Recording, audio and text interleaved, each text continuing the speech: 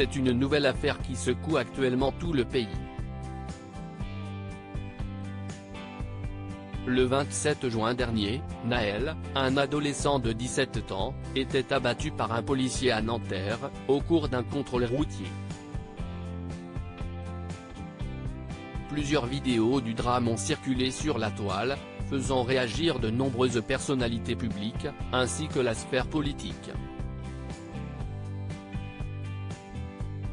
D'après les déclarations des témoins présents sur place, l'agent de police mis en cause aurait menacé le jeune homme de lui mettre une balle dans la tête, avant de passer à l'acte.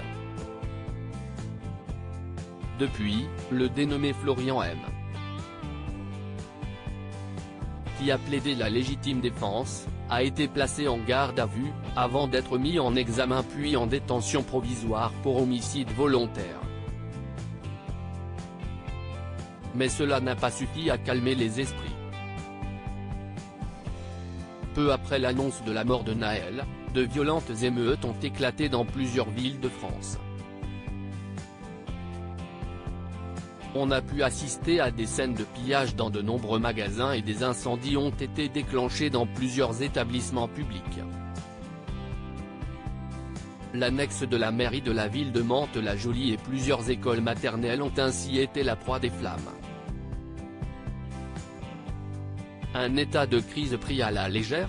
Face à l'ampleur des dégâts, Emmanuel Macron a lancé un appel au calme sur les réseaux sociaux. Les violences contre des commissariats, des écoles, des mairies, contre la République, sont injustifiables.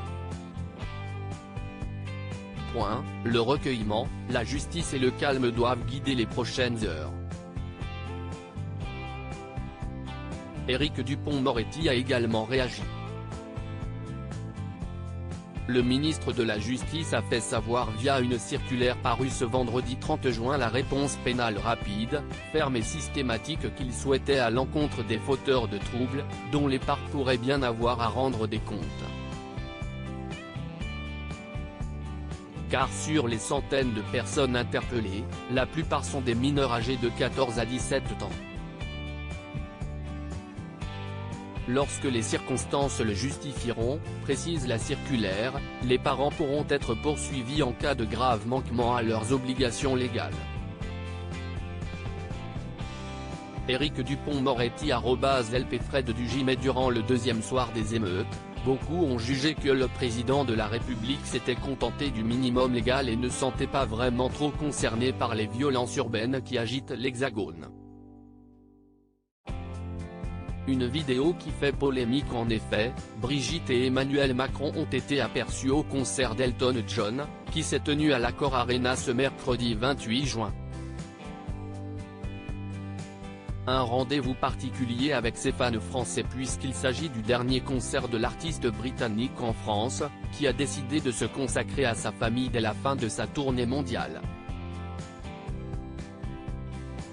https://t.co/9tshbwllz4 Un événement auquel a tenu à participer le couple présidentiel, qui a été filmé en train de se trémousser sur les plus grands tubes d'Elton John.